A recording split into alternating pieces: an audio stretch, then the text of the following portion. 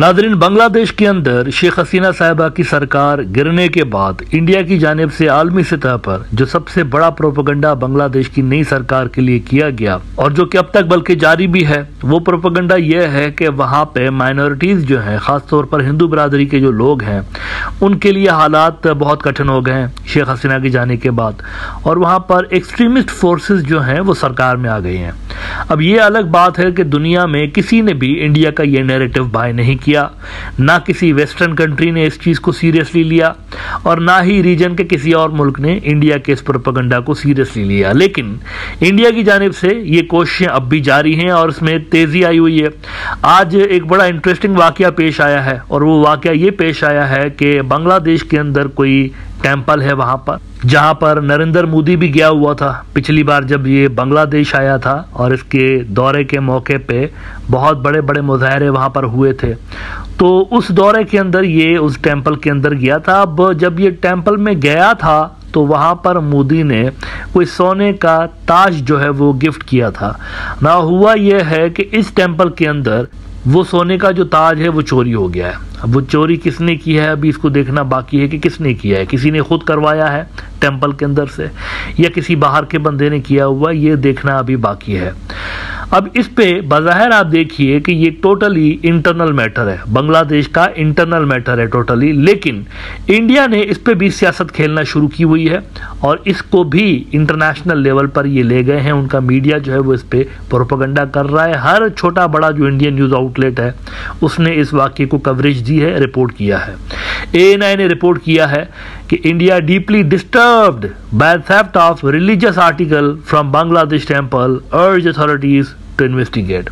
हुक्म वहां से दे दिया न्यू दिल्ली से बैठ के कि हम आपको कहते हैं कि ये ना इनकी जो इन्वेस्टिगेशन है वो जल्दी करिए और बताइए कि किसने यहाँ पर चोरी किया। ये जो चीजें हैं ना बहुत ही डिस्टर्बिंग किस्म की भी हैं और ये डिप्लोमेटिक आदाब के भी खिलाफ हैं कि किसी मुल्क के इंटरनल मामले में आप टिप्पणी कर रहे हैं, इस पे आप अपनी खामखा की ओपिनियन दे रहे हैं और एक तरह से हुक्म चला रहे हैं, उनको बोल रहे हैं कि हमें ये बाजियाब करा के दे जिन्होंने भी ये चोरी की है। सरजमीन बांग्लादेश की है, प्रॉपर्टी बांग्लादेश की है, वहां पर अगर कोई मामला इस तरह का हुआ है तो उसको देखेगी भी बांग्लादेश की पुलिस। लिहाजा इंडिया की जानिब से मुंह खोलना और उनकी जानिब से इस तरह के ऑर्डर्स इशू करना मेरे ख्याल से ये नामुनासिब है। अच्छा, अब अगर इंडिया में किसी को ये जहन में चीज़ है कि जी इस तरह के वाक़यात को हाईलाइट करने से बांग्लादेश का जो इंटरनेशनल इमेज है वो ख़राब होगा, तो वो गलत सोच रहे हैं। इसकी वजह यह है कि ऐसे जो वाक़यात हैं खुद इंडिया के अंदर दिन में 2 से 3 हो ही जाते हैं। इंडिया भर में रोज़ाना कहीं ना कहीं किसी न किसी टेम्पल के अंदर चोरी हो रही होती है और अक्सर जो चोरी करने वाले लोग होते हैं वो कोई मुस्लिम कम्युनिटी से ताल्लुक नहीं रख रहे होते, खुद हिंदू बरादरी के ही लोग मुलविस होते हैं अकॉर्डिंग टू पुलिस डेटा। मैं रिसेंटली चंद बड़े इस साल के अंदर जो चंद बड़ी चोरियां हुई हैं इंडिया के अंदर टेम्पल्स से, वो ज़रा आपको दिखाना चाहूँगा और इंडिया के जो पॉलिसी मेकर्स हैं वो भी देखें। आपके मुल्क के अंदर ये चीज़ रोज़ का मामूल है, वहां पर क्या आप इस तरह की स्टेटमेंट इशू करते हैं? नहीं करते ना। तो बांग्लादेश के मामले में आपने कैसे ये स्टेटमेंट इशू की है, ये मेरे ख्याल से इनको सोचना पड़ेगा। ये चंद मशहूर चोरियां देखिए इसी साल की हैं। टाइम्स ऑफ इंडिया ने कहा है कि probe team still clueless about theft of idol worth 1 crore rupees. ये साउथ इंडिया के अंदर कहीं पे हुआ था वाकया। Thiruvananthapuram, even 4 months after an idol worth rupees 1 crore was stolen from a temple at Punthura, the probe team headed by संगमुगम ACP is still clueless about the identity of the accused। उसके बाद India today देखिए, ये भी recently एक चोरी हुई है। theft of donations at Bengaluru temple caught on camera sparks outrage। several videos of individuals stealing donations during the counting process at a Bengaluru temple which went viral have sparked outrage, prompting a police investigation। उसके बाद Indian express देखिए, 2 brothers who stole ornaments from Karnataka temples with help of Google Maps arrested। ये भी इसी साल का वाकया। उसके बाद ट्रिब्यून देख लीजिए, the Tribune, Shiva temple theft cracked, 4 gang members nabbed, Kana police recover 3.6 kg of silver jewelry from suspect's possession। उसके बाद ART न्यूज देख लीजिए, 300-year-old Hindu idols looted from Indian temple were discovered in collector's home। ये सरकारी ओहदेदार है, government official है, चोरी का माल उसके घर से बरामद हुआ है। India today, caught on camera, Alwar man prays in temple before stealing donation money, police found out that the man only targets temples and he confessed to committing thefts at several. Hindustan Times, 2 arrested over temple ornaments theft in Noida. 17 मार्च की खबर है ये. The police recovered gold plated ornaments used to adorn temple idols and statues of Lord Krishna and a lion from the suspect's possession.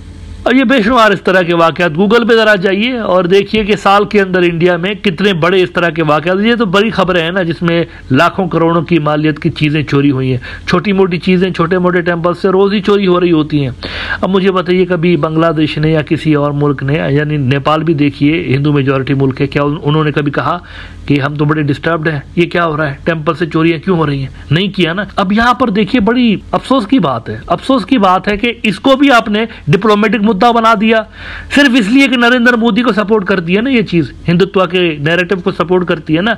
लोगों को ये दिखा रहे हैं वहां पर इंडिया के अंदर कि देखो वहां पर जो नई सरकार आई हुई है वो तो इतने ज्यादा एंटी हिंदू हैं कि शेख हसीना के जाते साथ ही मंदिरों पे हमले शुरू हो गए हैं, मंदिरों को लूटा जा रहा है. भाई आपकी तरफ रोज होता है ये रोज हो रहा है. अभी मैंने आपको रेफरेंसेस के साथ, इंडियन मीडिया के रेफरेंसेस के साथ बताया कि वहां रोज हो रही हैं ये चीजें. तो क्या ये मुनासिब नहीं था कि पहले आप अपने मुल्क के अंदर होने वाली इन कार्रवाइयों को रोकें और उसके बाद दूसरों को भाषण दें? नहीं, हम तो बड़े डिस्टर्ब्ड हुए, ये क्या हुआ है, बांग्लादेश के अंदर टेंपल से चोरी क्यों हुई है? भाई चोरी हुई है तो पुलिस रिकवर करवा लेगी, वो उनका मैटर है. आपको डिप्लोमेटिक लेवल पर यह चीज उठाने की क्या जरूरत पेश आई है? ये सोचने की बात है. आप क्या चाचे मामे हैं उनके? मतलब आपकी लीगल पोजीशन क्या है? अगर आप बांग्लादेश के अंदर होने वाले किसी टेंपल के मुद्दे को भी उठा रहे हैं तो फिर ये तो हद हो गई ना इंटरफेरेंस की, इंटरनल इंटरफेरेंस की. ये तो हद हो गई. लॉ एंड ऑर्डर के मामला भी आप उनको डिक्टेट कर रहे हैं, वो बता रहे हैं आप उनको देखो इस तरह से करो, इस तरह से नहीं करो. तो मेरे ख्याल से ये चीजें चेंज करिए. ये नरेंद्र मोदी की जो इस तरह की पॉलिसीज है ना, हद से ज्यादा इंटरफेरेंस, बराए करम इसको चेंज करिए. इन्हीं पॉलिसीज ने आपका बोरिया बिस्तरा गोल कर दिया है बांग्लादेश से, इन्हीं पॉलिसीज ने डब्बा गोल कर दिया आपका. रिवॉल्यूशन जो आया है वहां पर शेख हसीना के खिलाफ, इन्हीं चीजों की वजह से तो आया है कि वो चुप करके बैठी हुई होती थी, इसके बावजूद भी वो प्रो इंडिया थी, तो इसीलिए लोगों के अंदर गुस्सा बढ़ता चला गया है.